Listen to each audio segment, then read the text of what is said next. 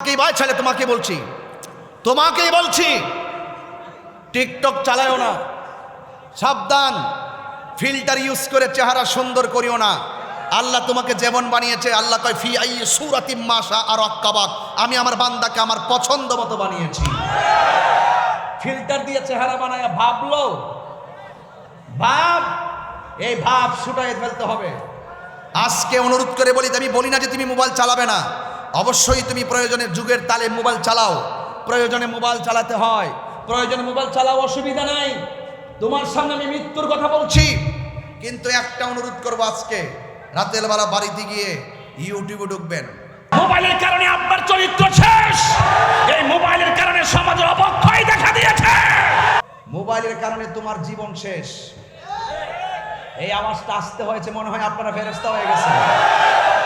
মোবাইলের কারণে আপনার উপযুক্ত সময় শেষ, মোবাইলের কারণে ভাই বোনের মহব্বত শেষ, মোবাইলের কারণে মা ছেলের সম্পর্ক শেষ, মোবাইলের কারণে স্বামী স্ত্রীর মূল্যবান সময় শেষ, মোবাইলের কারণে আপনার রাতের ঘুম শেষ, মোবাইলের কারণে আপনার চরিত্র শেষ। এই মোবাইলের কারণে সমাজের অবক্ষয় দেখা দিয়েছে। হাত তুলে বলেন ঠিক ঠিক না বলা।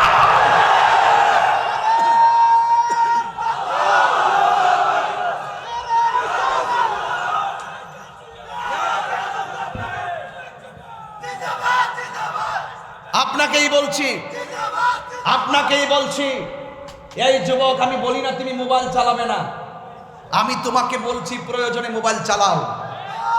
তথ্য প্রযুক্তির যুগে অনেক কিছু জানার আছে, কিন্তু তুমি মোবাইল চালাও, কিন্তু ভালো কাজে চালাও।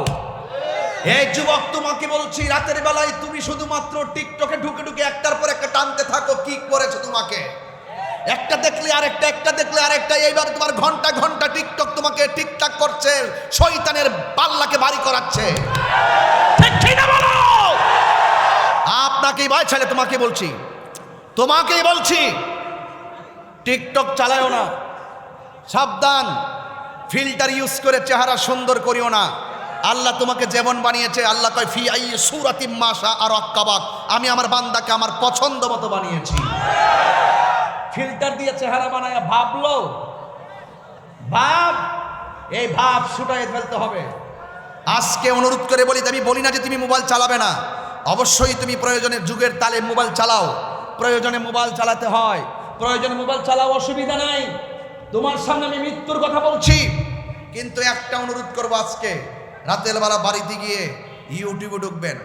কোথায় ঢুকবেন? ইউটিউবে গিয়ে সার্চ করবেন সূরা আর রহমান। অন্তত আজকে আমলটা করেন, সূরা আর রহমান দেওয়ার পরে এই সূরাটা ক্লিক করে লাগাই দিবেন বালিশের পরে। আমি চ্যালেঞ্জ, আমি দায়িত্বহীন কণ্ঠে বলতে পারি, আপনি যখন সূরা আর রহমানটা লাগাই দিবেন, কানের পাশে সূরা আর রহমান চলতেছে চলতেছে চলতেছে, আপনি তেলাওয়াত শুনতে শুনতে ঘুমিয়ে গেছেন। এমন হতে পারে তেলাওয়াতের উসিলায় আপনার অন্তরটা রহমতের বারান্দা হয়ে যেতে পারে। ঠিক কিনা বলেন? এই জন্য আপনি চোখে ঘুম আসে না, ঘুমের ওষুধ দিলাম, অন্তত প্রতিদিন রাত্রে, প্রতি রাত্রে শোয়ার সময় কোরআন তেলাওয়াত করে শোনাও। ঘুমাও, একদিন, 2 দিন, 3 দিন, চতুর্থ রাতের মাথায় আর বাজে কিছু দেখতে মন চাইবে না। কথা বলেন ঠিক কিনা বলেন? স্বাধীনতা ভালো, কিন্তু শালীনতা লাগবে। স্বাধীনতা ভালো, শালীনতা লাগবে। আমার দেশের ভিতরে অনেকে স্বাধীনতার নামে পোশাকের স্বাধীনতা চায়, অর্ধপৃষ্ঠ উলঙ্গ করে মুক্ত মঞ্চে দাঁড়িয়ে স্বাধীনতা চাও। তুমি নিজেকে পৃষ্ঠ প্রদর্শন করে অর্ধ উলঙ্গ হয়ে তুমি তোমার পোশাকের স্বাধীনতা চাও। যেই পোশাকের স্বাধীনতার ভিতরে শালীনতা নাই, সেই পোশাক হারাম। তোমাকে এই মোবাইল তোমাকে শেষ করে ফেলেছে।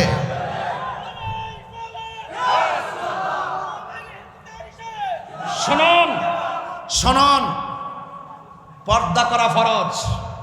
পর্দা করা কি? এই জন্য স্বাধীনতা ভালো, যেই স্বাধীনতার ভিতরে আল্লাহ এবং রাসূলের মহব্বত খুঁজে পাওয়া যাবে না, সেটা স্বাধীনতা নয়। স্বাধীনতা এমন এক জিনিস, সেই স্বাধীনতার ভিতরে আল্লাহ এবং রাসূলের প্রেম খুঁজে বের করতে হবে। ঠিক কিনা বলেন?